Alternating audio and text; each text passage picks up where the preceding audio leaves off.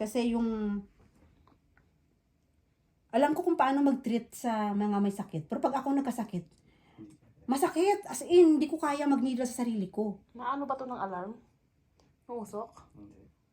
Ay, hindi. May alarm. Wala ka naman dito. Ayun, meron. Ito? Oo.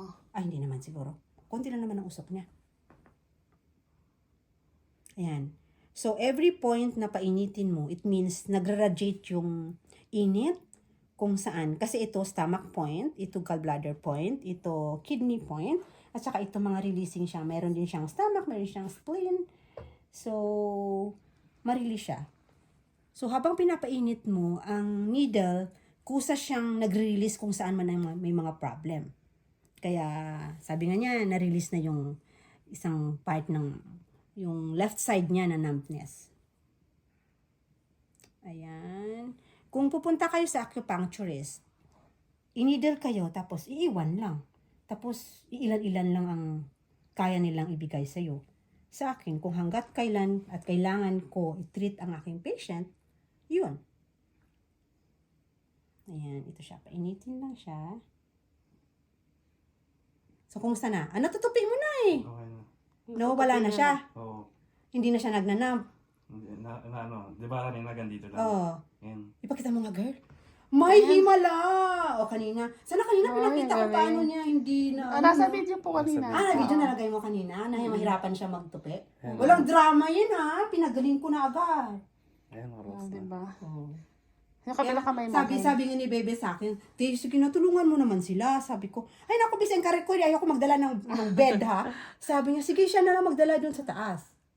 Oh, di ba? Tutulong nga daw si Kuya. Si Kuya Molong. Malapit na sila dito? Madyan lang sila. Sabi nga malapit na sila. Sabi ko kami na lang. Kasi pagod din yung mga yun eh. Oo. Di ba? May magic ang needle. Oh, di ba? May Ilang magic minuto nga. lang yun. And then dito masahihin kita. Ang good lang kasi, aside sa acupuncturist ako, doctor of acupuncture plus massage therapist. 22 years na ako masahista, kaya any muscular problem, kaya ko. I'm not showing this na mag-advertise ako kasi marami na akong client. Kung gusto nyo, hanapin nyo ako. Charot. Ayan.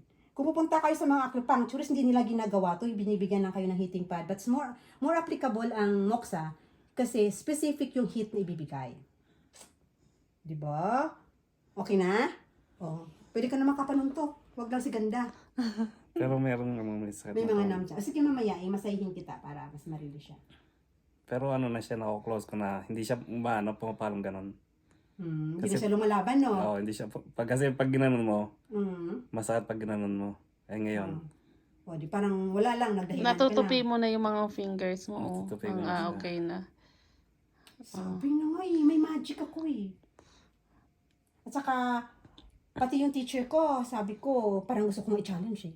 May napagaling ka na bang cancer? Ako may napagaling ako, prostate cancer. Humingi lang ako ng letter from oncologist to testify na from stage 3, napagaling ko siya. Wow. Pero 11 months din naman namin ginawa yun. Puro acupuncture lang po. Mostly acupuncture lang yun.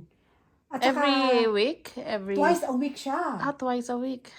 Yung iba, pag wala siyang pera, sinacharity ko na lang. eh maano na ulit siya. Mm. Parang pumapalo. Ayan. At least, nag-release na siya. Kasi kung pupunta ka ng doktor, bibigyan ka lang niya ng pain reliever. Tapos, yun nga, suggestion niya, yun na lang kasi, cortisone shot. Hanggang kailan yun? Tapos, minsan, cortisone shot a week.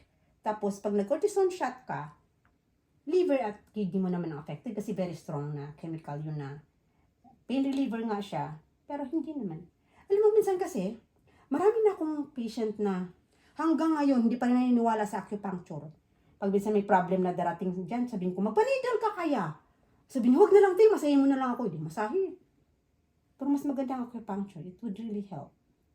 Kita mo sa kanya, ha? Masakit lang po siya pagka... Masakit siya, yes. Pero yung no pain, no gain nga eh. Tsaka yung isang box na needle, mura lang yun. $3.50 lang yun. So, hindi nyo binabayaran ako sa value ng needle. Binabayaran nyo ako sa utak ko kung paano ko kayo pagalingin. O, di ba? Charot. Mm-mm. At saka, ang nag-iisa kong corona, ako lang ang doctor of acupuncture dito sa Edmonton, Sherwood Park, St. Albert, at Karatig. Ang kagandahan ng Lola, di ba?